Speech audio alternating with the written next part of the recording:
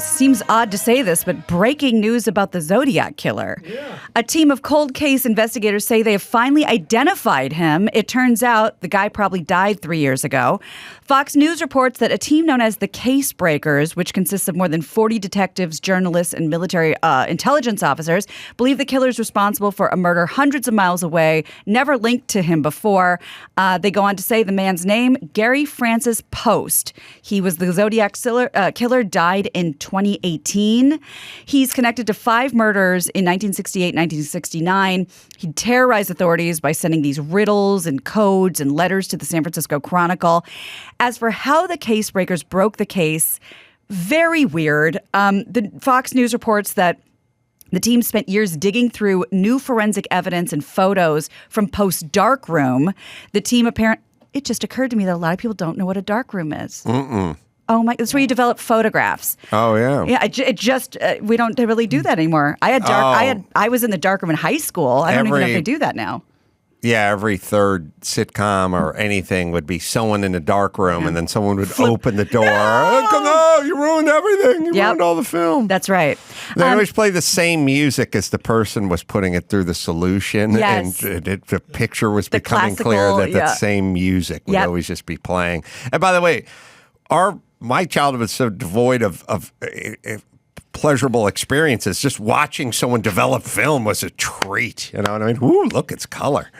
Did you have it at school, the stop bath? Remember the smell of that stop bath? Yeah, it smelled a little like vinegar meets and it would stay on your or fingers. Something. Yeah. We probably had a couple of things in my high school, maybe some AV club, maybe some photography club. Like maybe there's something was available, but I don't think I ever really qualified for it. Like understood. you had to be pulling a robust C- average or something. You weren't a candidate. I was 497 out of 550 or 570. You didn't get to do electives. No. Okay. Well, ceramic was mine. Right. By the way, an interesting thing, I never really thought about it. When I was sitting around talking to Katie Kimmel at her wedding, who's an artist and who works with ceramics a lot. Give her some pointers. I was a ceramics major. I was a ceramics major, and I said to her, "Oh, do you have a potter's wheel? Because for me, that was the penthouse of the ceramic world was getting onto the potter's wheel. Sure. Like that was a big deal. There was one potter's wheel, and there were 30 kids in the class. You didn't get a lot of time on the wheel, but you could throw something on that potter's wheel versus making a coil pot or a pinch pot or a slab pot. Good for you. And well, it was a major. Ceramics. As if there's any real world application. Hate to shit on your point, but Katie Kimmel? I should have done like moccasin repair. And you could have laughed at it, but you would have went, well, there's somebody who blew out a moccasin somewhere. Your mom probably loved that you were focused on ceramics. I'm not sure at that point if she knew what classes I was taking or not, because I wasn't living with her then. But so anyway, I said to Kate, I was making a little small talk. I was like, oh, you got a potter's wheel? And she's like, potter's wheel? And I was like, yeah, that means you've arrived, ceramically. And she's like, no, I'm an artist. And I was like, oh, her thing is like, I make shit out of clay. I don't do urns and ashtrays. Like that's the wheel. I see. She's not making a vase. Yeah, like the wheel has been there, done that. Right. Go to the fucking Pottery Barn or the IKEA and get something that's been thrown on a wheel. I make weird shit. I see. It's not wheel-based. Right. Think about the wheel. The wheel, there's only so many shapes. They've all been done. So she's more claymation. Or just, I don't know. Chris can probably find stuff abstract online. Art. All right, well, he's doing that. Let me give you the rest of this. Danny Two Sheets gave me the fucking one-upper. He's like, I buy her art. Thanks, dick. Well, now I got to see this art. Thanks, hero. So essentially, they dug through all this stuff. They found that a picture of him with a scar on his forehead matched the same scar as the Zodiac had. And but he was always messing with everybody. And a former Army counterintelligence agent who worked on the team said, "You've got to know Gary's full name in order to decipher his anagrams. I just don't think there was any way anybody would have figured that out." So after what, 45, 50 years, they figured it out. But I don't know. I like the cold case, but the one where the guy's already dead, I just feel like maybe the cops dropped the ball or didn't quite take care of business the way you'd like them to take care of business. Agreed. Catching serial killers after they're dead. I mean, it's good news and bad news. It's all well and good, but I mean, when the person that killed your that's my collar 14-year-old daughter dies of natural causes, and then 3 years later, hey, good news, family. Like, he won't be killing again on my watch. I want the part where I get to go witness him going into the electric chair, not the part where, we get to go blow a snot rocket at his gravestone. Well, what about the Golden State Killer? He lived a long life before he was caught, last year? Yeah, that guy. Was that with the Patton Oswalt? That was his wife, Michelle McNamara. Yeah, and there's a few of those guys where they go into prison in their 80s. Northern California. Whitey Bulger. Right. Yeah. Do we have, we got some Katie Kimmel art? I got to see this. Yeah, it's all on Instagram there. Wow. Yeah. So it's cool stuff, but it's cool, funny creatures and dogs and stuff like that, but it's not wheel-based. No, it's not a salad bowl. All right. I was insulting. I didn't know I was being insulting. Technically, I see some sort of a vase with a puppy. Yeah. Well, anyway, the wheels, I don't know. I don't know if that's considered training wheels for the artist, like if I guess the real ceramic artists don't use the wheel. I didn't know that. That's all. I didn't either. Some big news. I mean, I guess for the jaded among us, is it big news? I don't know. This independent investigation has shown this light on the rampant abuse occurring within the Catholic Church in France. Pope Francis expressing shame for himself, shame for the church. Fox News reports that the Pope spoke during his regular audience at the Vatican about this report released Tuesday that estimated 330,000 children in France abused by clergy and other church authority figures dating back to 1950. This report estimated about 3,000 priests and an unknown number of people just associated with the church doing this. Somebody had to crunch those numbers and get back to the Pope, right? Or the Vatican or the, so it's like somebody had to come in and go, hey, your pontiff. Yes. I crunched a few of those numbers on the molestation thing. Oh, good. It's not a problem, right? Yeah. Well, remember you had your original estimate somewhere between 8 and 11? And that felt a high. 11 was your sort of high. And sí. 8 was kind of your basement. Oh, Dios mío. Yeah. We are not fully finished crunching the numbers, but... Please don't tell me it's 14. It's a fair bit. There are a total of 330,000 kids molested. 330? Oh, not all by mío. you. Not all by you. I mean, under this roof. Or in this, what do we call you? Your pontiff? Yeah, they see. Okay. Now you know why I quit. Yes. 330. So... I was listening to a news report about it. The people who were doing... Oh, the Vicar of Christ? Could we call you that? Oh, I see. I had a nice ring. You like Pontiff or Vicar of Christ? I like it the Pontiff. I like Vicar of Christ. Oh, okay, if you like. Oh, whatever you want. I'm anyway, very casual. Remember your original estimate of about 9, Francis. maybe 9.5? Yeah, oh, please don't say it's we're double well digits. over 300,000. 300? Not all the same kid. Oh, I hope it's not This is over. different kids. Oh, boy. It's 300,000 different kids. Would have been so much better if it was one kid, 300,000 at times. Yeah. Oh, boy. How's that smoke thing work? Oh, with the black and the white? Yeah, like when we know, we have a new pope, we got the old pope. And then there's 6 more weeks of winter? Mm-hmm. Yeah, this is with the white smoke. All right, your pontiff. Okay. Or your Vicar of Christ. Francis. All right. Let's see. The investigators were so fucked up by this report that they had to go to counseling after taking all the testimony. of as many people as they could find. It doesn't, I mean, can I'm it go any other surprised. way? Yeah, isn't that That's what pretty I'm universal these days? And there's always these experts that come out and say, like, how do we stop this? You know, mental health for the priests, stop making them celibate, be more open to like gay, you know, culture, whatever. But doesn't it seem so insulting? Like, I'm sure there's plenty of gay priests that don't molest children. I'm sure there's plenty of celibate priests that don't molest children.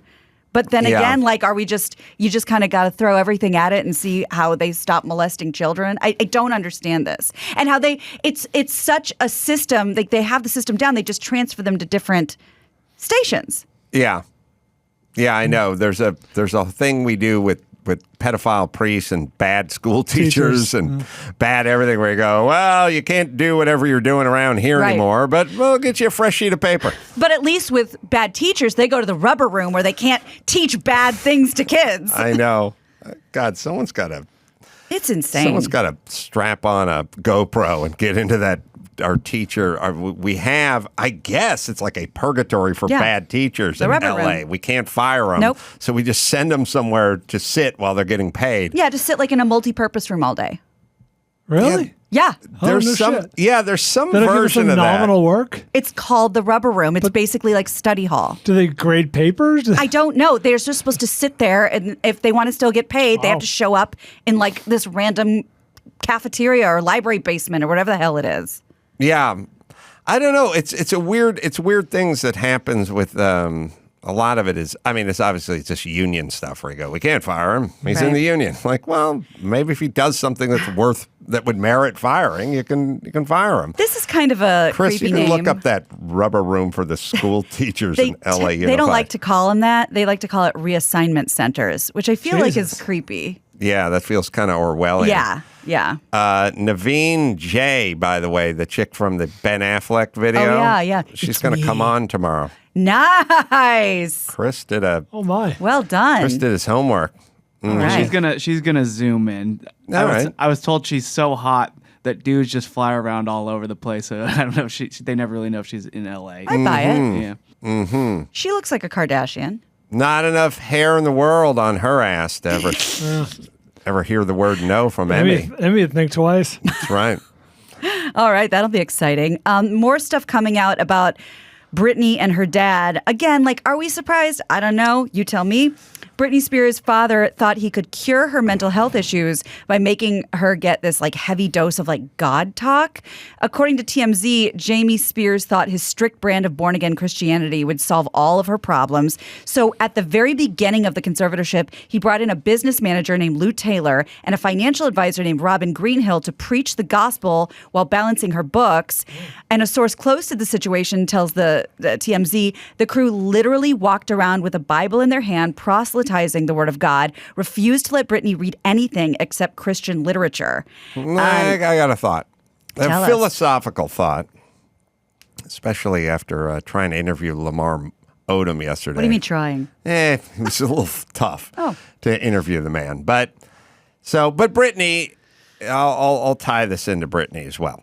So we all kind of understand the concept of earning your money and having a sort of pedigree and growing up in that environment where you have parents and they make investments and you're well educated, and then you're kind of groomed, and then like at some point you take over dad's job on Wall Street or whatever it is.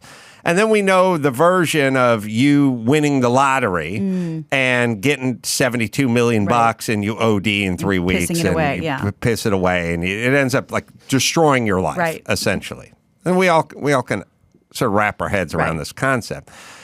But with a Britney Spears, she can sing, she can dance, she looks the way she looks, so she's on this trajectory to make cajillions of dollars, but probably isn't trained.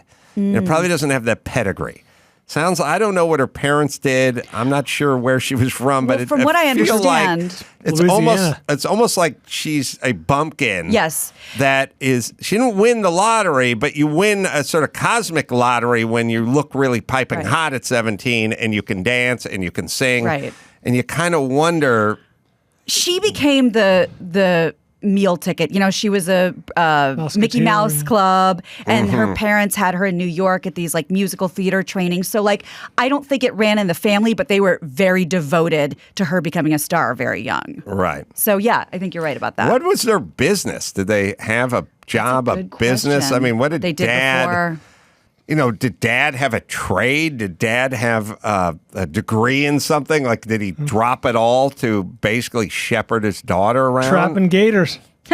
Well, remember Jessica Simpson's dad wasn't he like a preacher? He and was then a delight. like super into her. I love a preacher with frosted tips and a hoop earring who's like, you know, you can't ignore them double Ds. Yep. Everyone loves my daughter. Yep. She got them double Ds rocking. Like, what kind of religion are you with the frosted tips? I have just been made aware of a reality series called Chrisley Knows Best. Are you familiar? No. Or Growing Up Chrisley?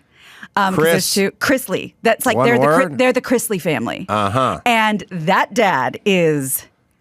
I've seen a lot of toddlers and tiaras, and sometimes they work in the pageant dad. He has pageant dad written all over him, but he has many children and a wife, and I don't recommend it. But when you talk about Jessica Simpson's dad, they look very similar.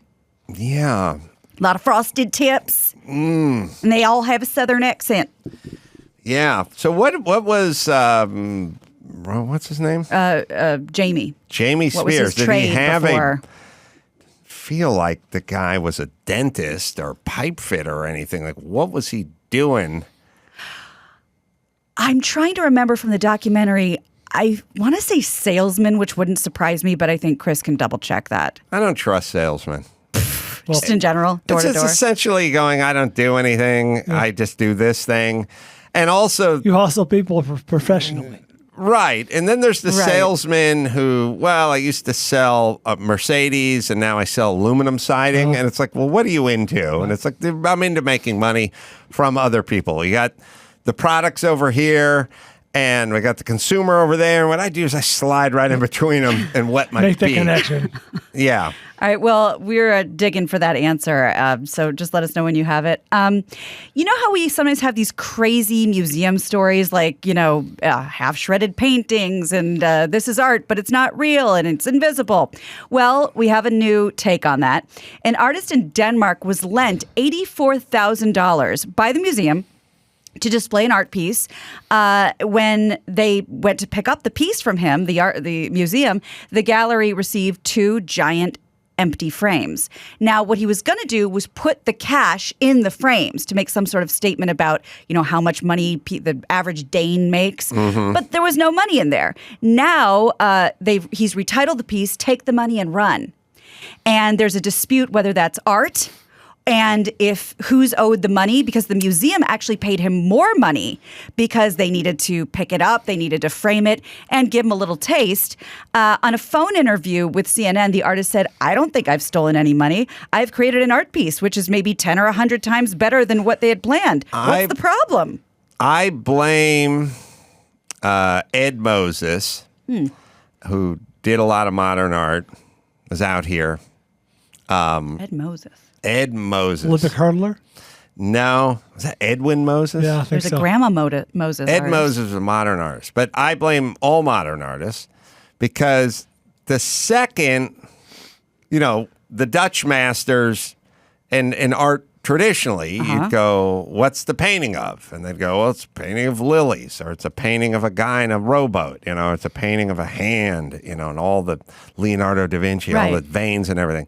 But at a certain point, modern art came in. Indeed. And then we went, what's that a painting of? And then you'd go, I don't know. Anything you want it to be. And once we kick the door open to anything you want it to be, well, why should we stop now? Yeah. It's just orbs It's or nothing. different colors. It's nothing. But it's a frame that has nothing in it. It's Now nothing. it's worth more. It's worth what you want it. It's whatever you want it to be. Once you go into that, it's whatever you want it to be territory. This is just a logical next extension of Ed Moses drawing giant orbs on a 6 foot canvas. I knew his son, and I remember like the greatest thing ever, which is. This is back this is back when I was poor. So I was making $11 an hour. And like we all went out to dinner and we went to this really nice eatery in Venice Venice Beach. And I knew I had worked on guys' restaurants to build up. I'd work 8 hours and be like, all right, I get $15 an hour. I got a bill, $150, go in there and just eat, and he wouldn't pay. And we just walk out. And I'd go like, what's the deal? And he's like, well, see that painting over there? Which was just 4 foot by 4 foot canvas. It looked like he traced around a trash can lid and then just painted it in. He gave him that, but that's $50,000. So we can eat here forever. Oh, he pulled a young Adam Carolla. Yeah, except for Rich I man, was poor doing man. it hourly. That's a rich man, poor man. Jamie Spears' dad was a welder. He was a welder by trade. Yeah. He would have Worked 2 in or 3 oil- month jobs oil- on oil refineries. Wow, that is not what I expected. Had a construction business in the 80s, and the rubber rooms in L.A. ended in 2014. This is all according to Max Zapata. So now they just get to stay home, watch TV, and collect? It did evolve to where they would just keep the teachers at home rather than Jesus. sending There you them to go. a reassignment Your own center. rubber room. But get paid. Yeah, that sounds good. Yeah. What a Do you gig. got an Ed Moses painting? It's just Circle. just giant circles. Yeah. And this was popular in like the mid 80s. Yeah, later 80s. I mean, this is a pretty. The Nagel days. Post-Nagel drip. That's good. Thank you. Real good. Yeah. I'd like to see that. You'll see them and go, oh, I think I could do that. That to me is always a bad sign. If there's anything I think I can do, I immediately downgrade it. Well, and this story I told you, I think is specifically this is when we jumped the shark, because this is when the artist said, fuck it, I'm keeping your money and calling it art. It's not even like now he's actually getting something in return. Right. Yeah, but again, if you can't say what it is and it's in the mind of everyone, Right. in the eye of the beholder, then all right, then All it's bets game are on. off. That's right. You know how every year Pantone comes up with the color for the year? Mm-hmm. Well, we don't have that yet. Actually, I think Pantone's color this year was gray and yellow together. We do have Sherwin-Williams color for 2022. Wondering what you guys think of For it. next year. For 2022, yeah. Usually these things, the big lists and stuff come out in Sure. December, but I have this now. It is called Evergreen Fog. It's a tranquil gray-green hue that is supposed to be inspired by nature. The paint color it's kind of like a muddy seafoam green. Yeah. It's we're dipping dangerously close to avocado here, Yeah. people. Military surplus green. Yes. It's like Yes. a burlap sack green. Like a shade lighter. So this is what they say. The director of color marketing over there says, Evergreen Fog is a sophisticated wash of color for spaces that crave a subtle yet stunning statement shade. Evergreen Fog inspires us to begin again, and it's a great choice for modern interiors and exteriors. Exteriors. The biggest color when I used to paint commercial office buildings with Andy, the Jehovah's Witness. Ugh. And the first part of my life was essentially like somebody sat down and said, how can we punish this child? Like, what would make him the most miserable? Well, what if he painted interior offices in commercial Good. buildings? Now we're getting Good. somewhere. Yeah, but what if he hooks up with a guy he likes and they can talk Yeah. while they're painting? Makes a lifelong friend. Let's make that guy a devout Jehovah's Witness. Done. He'll name his kids after the apostles. He won't let me play KLOS. And we'll just talk about God and religion the entire time. And you won't be exchanging Christmas presents. Working 10-hour days just painting interior. And interior commercial offices are painting is pretty fucking boring and thankless, but at least residential. You paint interiors in a residential, at least at some point, you get to bust out the semi-gloss and start hitting the jamb, the base, the case, maybe some crown molding, a door jamb or something like that. Commercial, you got a picture being up on the 18th floor of your dentist's office or something is up on the floor. They have the metal timely jams. The jams are already like anodized. So you don't paint them. They're metal color, boom. They're already done.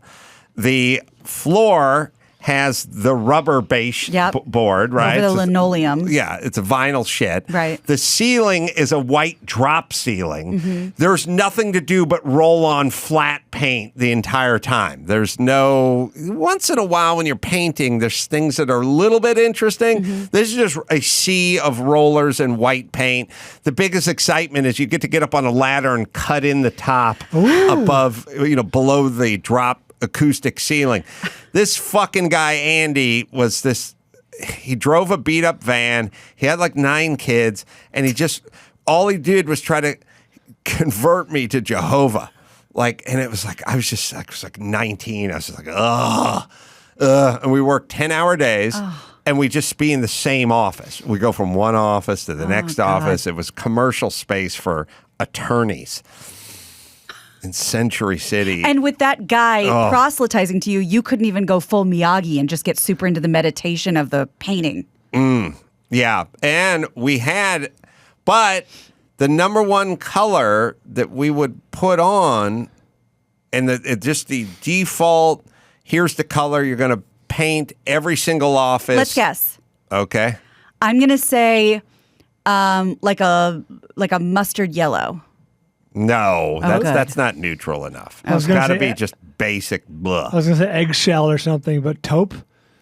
Navajo white, which was a taupey. It was like, but first off, think about the title, Navajo white. No, I feel more like turquoise, terracotta when I think Navajo. Isn't Navajo white? I don't know. Does that even fly anymore? I'm surprised they haven't been canceled. But the thing about, it's like I said, the slave cylinder and the master cylinder and retarding the timing and stuff like that. Boy. The Nudnik nerds who want to rename everything, they don't know anything about cars or paint. So it probably flies under the radar. Can you buy a gallon? Could you go to Home Depot and buy a gallon of Navajo or Sinclair and buy a gallon of Navajo white? It's on Benjamin Moore's website. Navajo white. Yeah. Yeah. So it seems, I'm going to call it problematic. Yeah, I think so. Yeah, I wonder where Andy is today. Andy, probably a great-grandfather. Hopefully in heaven. All right, let's bring it home, Gina Grad. I've depressed myself. I know. I'm Gina Grad, and that's the news. I'm going to grab for your honker. And Gina Grad. That was the news with Gina Grad.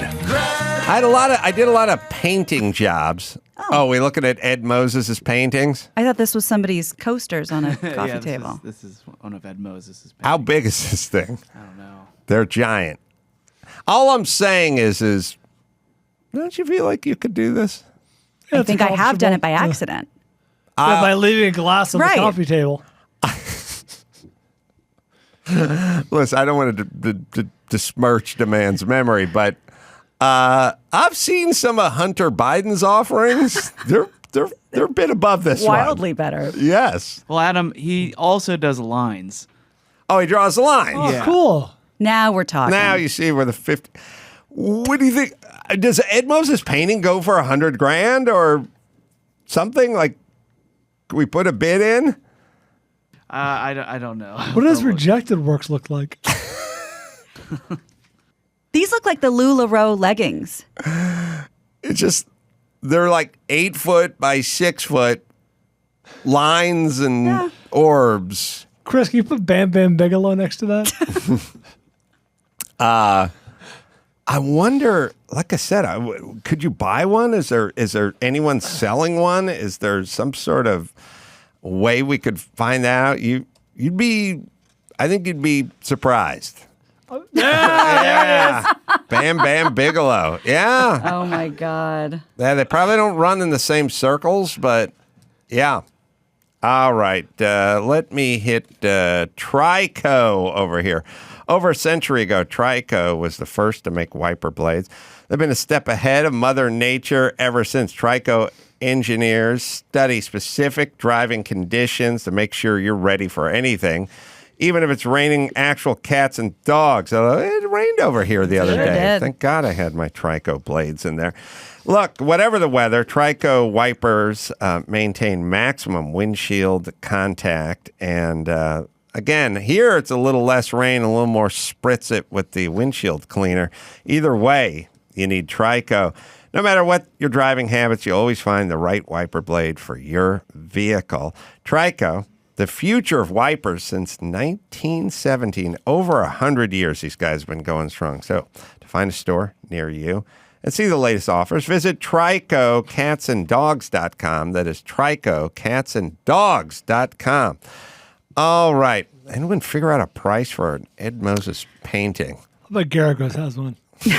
I went to Moses Artist, and this is Andy Moses's offerings. I think his son is doing it now. Yeah, so he's into it. But maybe, when it's market price, might be a little out of our reach, so they don't put it up. There's got to be somebody selling one of those on eBay. I'm saying they can go up to $100,000. Damn. Not a bad Not a bad haul afternoon's for work. this. Yeah. Saturday night, like 2 a.m, and I was like, well, he ain't here, but I'm here.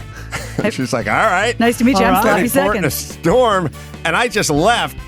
I left what I had. I left the threesome on the table. Wow. Walked right out, jumped in her Jeep, went back to her house and fucking talked all night. Didn't get so much as a handy.